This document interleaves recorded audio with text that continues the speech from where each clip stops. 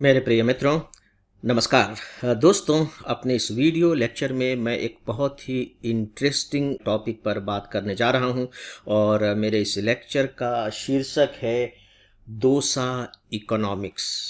हालांकि आपको बड़ा विचित्र सा लगा होगा, दोसा इकोनॉमिक्स ये भला कौन सा शीर्षक हो सकता है अर्थशास्त्र के लिए। लेकिन यहाँ जो दोसा शब्द है, इसके माध्यम से हम अर्थशास्त्र के एक सिद्धांत को समझने की कोशिश करेंगे और इस सिद्धांत को देने वाले या इसके बारे में यूँ कह लीजिए कि बात करने वाले व्यक्ति का नाम है रघुराम राजन।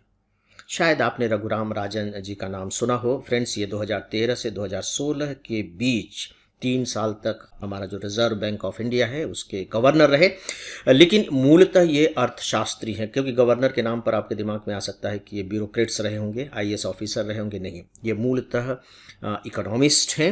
अमेरिका में जो शिकागो है वहाँ बाकायदे फिनांस के ये प्रोफेसर हैं। और जो हमारा आईआईएम अहमदाबाद है, इंडियन इंस्टीट्यूट ऑफ मैनेजमेंट, उसके भी ये स्टूडेंट रहे हैं और बाकायदे इंटरनेशनल मॉनेटरी फंड में भी ये काम कर चुके हैं। मैं खासकर इनकी पृष्ठभूमि की चर्चा यहाँ इसलिए कर रहा हूँ ताकि आप इनके विचारों को थोड़ा सा गंभीरता से ले सकें। और दरअसल होता भी यह है कि अगर हम किसी के विचारों को जानना चाहते हैं तो यदि उसकी पृष्ठभूमि को जान लेते हैं तो विचारों को समझने में भी आसानी होती है और उनके प्रति हमारा थोड़ा सा जब विश्वास बढ़ जाता है तो उनकी बातों को हम थोड़ी सी गंभीरता से भी लेने लगते हैं।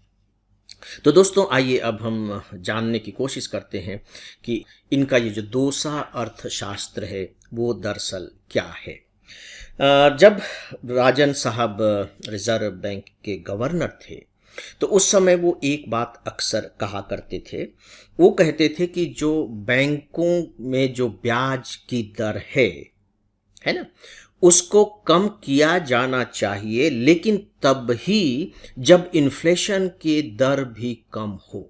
यानी कि अगर इन्फ्लेशन की दर कम होगी तो ब्याज की दरों को कम किया जाना चाहिए, और अगर इन्फ्लेशन की दर कम नहीं हो रही है तो ब्याज की दर को कम नहीं किया जाना चाहिए। एक सामान्य सा सिद्धांत है जो आप जानते हैं। लेकिन जो कुछ ऐसे व्यक्ति थे, जब ये ब्याज की दरों को घटाने की बात करते थे राजन साहब, तो कुछ लोग ऐसे भी थे जो राजन साहब के इस बात से सहमत नहीं हो पाते थे, बल्कि इसका विरोध करते थे। और ये जो विरोध करने वाला जो वर्ग था, हम समझने के लिए आइए सल कर लेते हैं कि इसमें पेंशनधारी जो वर्ग था वो सबसे बड़ा वर्ग था। पेंशनधारी वर्ग सबसे बड़ा क्यों था? देखिए, उसका बहुत स्पष्ट कारण है कि जिस व्यक्ति को पेंशन मिल रही है तो वो अपनी बचत का जो हिस्सा होता है, जो भी उस रिटायरमेंट के समय उसको पैसा मिला, वह उसे बैंक में जमा कर देता है। और बैंक में जमा करने के बाद उसे हर महीने या हर साल एक निश्चित ब्याज दर पर धन की कमाई हो जाती है ना। जो ब्याज दर होगा उससे उसकी आय हो जाती है। अब जब आप ब्याज की दर को कम कर देंगे तो स्वाभाविक है कि उसकी आय कम हो जाएगी, है ना। अभी हम उसको एक उदाहरण के जरिए समझेंगे, दोसा के जरिए ही समझेंगे। तो उसकी आमदनी कम हो जाएगी क्योंकि अब उसको टोटल ब्याज कम मिलेगा।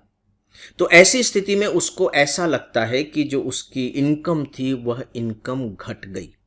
तो इनफैक्ट इसी बात को समझाने के लिए, या कह लीजिए इसी तथ्य के स्पष्टीकरण के लिए, फिर रघुराम राजन जी ने ये दोसा इकोनॉमिक्स का सिद्धांत दिया। सिद्धांत क्या, यूं कह लीजिए कि विचार दिया। अपनी बात को समझाने के लिए उन्होंने यह रास्ता अपनाया।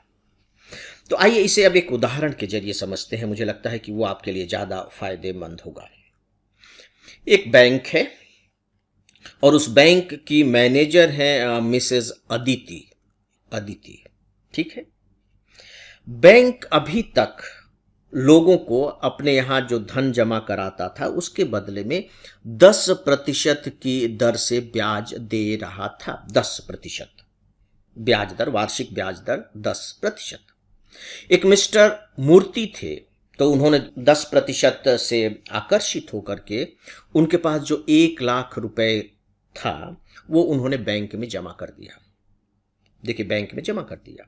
अब 1 लाख रुपए के बदले में उनको हर साल 10% की दर से कितना ब्याज मिलेगा? 10,000 रुपए।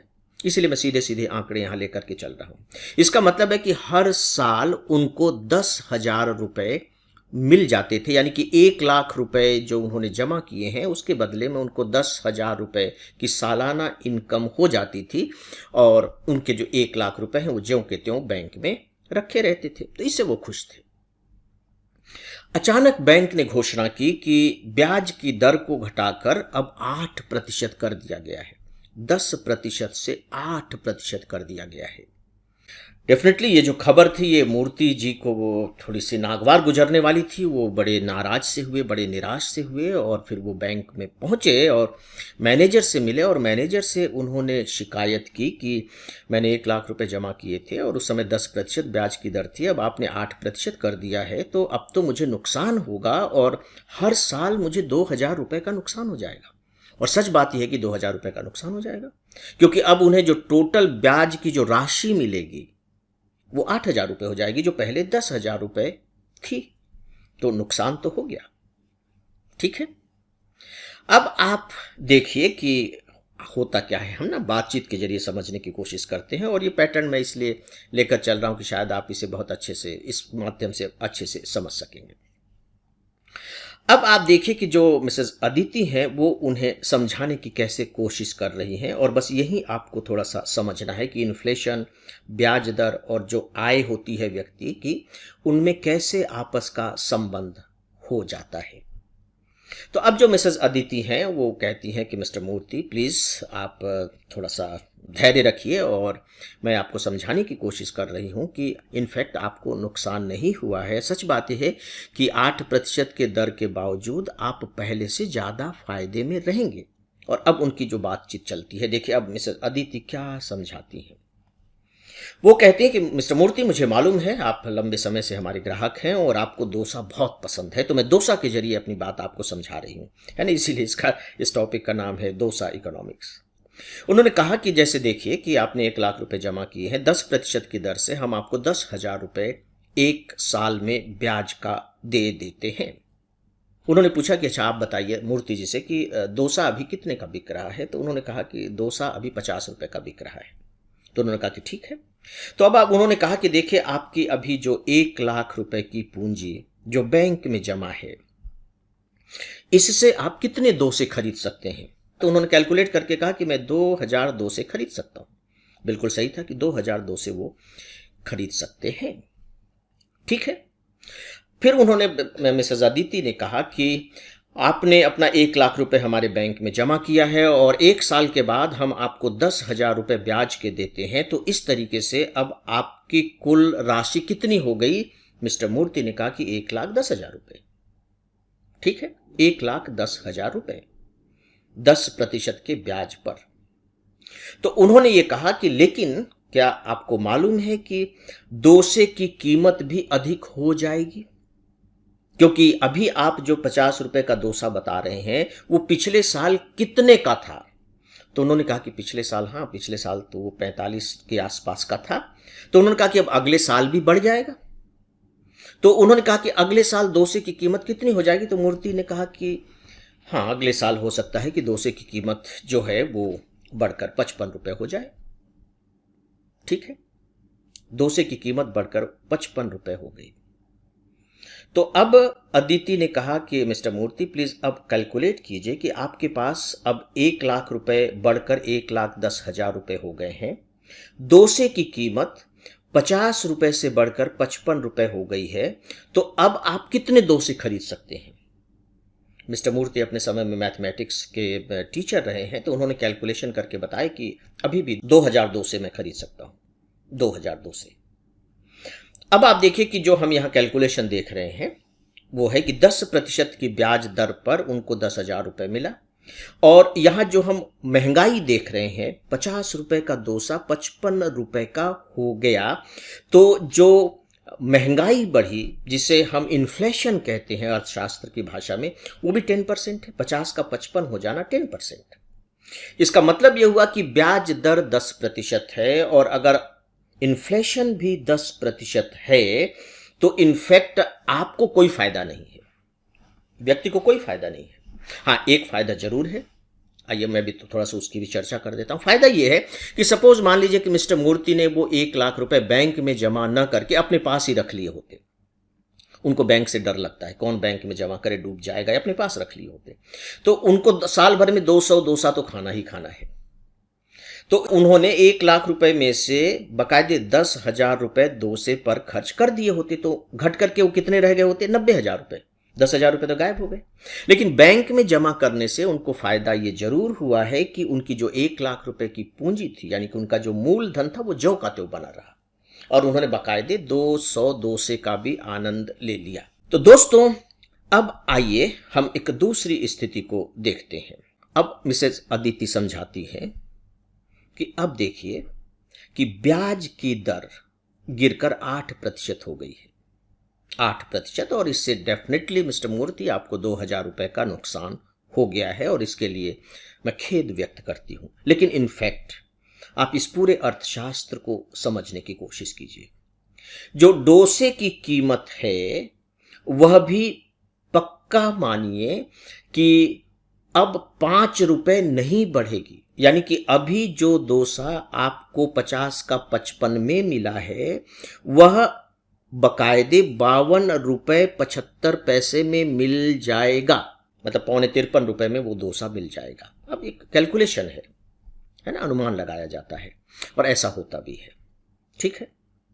तो अब उन्होंने कहा कि अब ये बताइए कि 52 रुपए 75 पैसे में अगर आपको एक डोसा मिल रहा है, तो जो आपका मूलधन है और जो हम आपको 8,000 रुपए का ब्याज देंगे, ब्याज हम कम दे रहे हैं, आपको 8,000 रुपए दे रहे हैं 10,000 की जगह, तो अब आप कितने डोसे खरीद सकेंगे?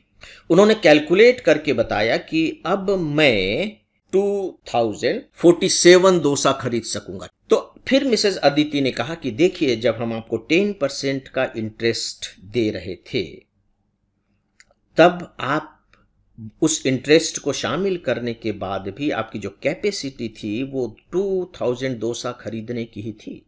और अब जबकि हम आपको ब्याज के रूप में केवल 8,000 रुपए ही दे रहे हैं, तो आपकी जो कैपेसिटी है, जो क्षमता है, वो 2047 डोसा खरीदने की हो गई है। यानी कि 47 डोसा ज़्यादा आप खरीद सकते हैं, क्योंकि इन्फ्लेशन उस रफ्तार से नहीं बढ़ा है। तो जब मिस्टर मूर्ति को मिसेस अदिति ने ये अर्थशास्त्र समझाया, तो अब आप बताइए कि मिस्टर मूर्ति को क्या करना चाहिए?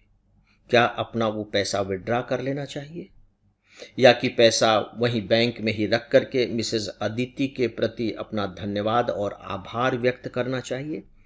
दोस्तों, मिस्टर मूर्ति ने दूसरा वाला काम किया। उन्होंने अपना जो पैसा था वो बैंक में ही रहने दिया, और मिसेस अदिति को इस बात के लिए बहुत धन्यवाद दिया कि आपने मुझे अर्थशास्त्र के इस सिद्धांत से परिचित कराया। और उन्होंने फिर स्टेटमेंट दिया कि हाँ, यदि मुद्रास्फीति कम होती है तो इससे जो मेरी क्रय शक्ति है वह बढ़ेगी, उसमें सुधार होगा। तो कुल मिलाकर के दोस्तों, ये डोसा इकोनॉमिक्स और कुछ नहीं है। सही मायने में तो पूछिए तो डोसा के माध्यम से जो उपभोक्ता है उसकी वास्तविक क्रय शक्ति को समझाने का एक तरीका है। और ये क्रय शक्ति जो समझाने की बात कही गई है, ये ब्याज दरों के संदर्भ में कही गई है, और इससे यह सिद्धांत स्थापित होता है कि जो हमारी आय है, जो हमारी आमदनी है, उसका संबंध बेसिकली इन्फ्लेशन रेट से होता है, न कि ब्याज दर से। ऐसा नहीं है कि ब्याज दर प्रभावित नहीं करता, लेकिन अगर आप इन्फ्लेशन रेट को गायब कर देंगे और आप केवल ब्याज दरों को देखेंगे, और आप अगर महसूस करेंगे कि मेरी तो इतनी आमदनी बढ़ गई, इतनी आमदनी बढ़ गई, तो आप सही तरीके से उस अर्थशास्त्र को नहीं देख पा रहे हैं। दोस्तों, आपको एक बात बहुत अच्छे से मालूम है कि जो हम जब इंटरेस्ट रेट की बात करते हैं, चलिए वो तो हमें दिखाई दे रहा है 10%, 8%, लेकिन जो रियल इंटरेस्ट रेट है वो क्या है? रियल इंटरेस्ट रेट का की जो डेफिनेशन है, जो सूत्र है, वो क्या है कि इंटरेस्ट रेट, जैसे अभी हमने बात कही, बाद में 8% ब्याज दर की बात कही, ये ब्याज दर है। और इसी दौर में हम इन्फ्लेशन रेट क्या देख रहे हैं? 5.5%। जो इन्फ्लेशन रेट है वो 5.5% है और उसी के आधार पर उसका कैलकुलेशन मोटे तौर पर किया गया है। डोसे की कीमत बढ़ करके 52 रुपीज 75 पैसा हो गई। तो इंटरेस्ट रेट है 8%, इन्फ्लेशन रेट है 5.5%। तो अब आप बकायदे उस 8% में से 5.5% को घटा दीजिए। तो अब जो 2.5% उसमें से बचा है, इनफैक्ट वही रियल रेट ऑफ इंटरेस्ट है, वही आपको फायदा हो रहा है बस। और ये उल्टा भी हो सकता है कि ब्याज दर तो 8% है और पता लगा इन्फ्लेशन रेट 10% है, तो आपको 2% नुकसान हो रहा है। इसीलिए फ्रेंड्स, जब ब्याज दर का निर्धारण किया जाता है, जब रिजर्व बैंक इसके बारे में जब अपनी नीति का निर्धारण करती है, तो बाकायदे वो इन्फ्लेशन रेट को ध्यान में रखती है कि इस समय जो मुद्रास्फीति की दर है वो क्या है।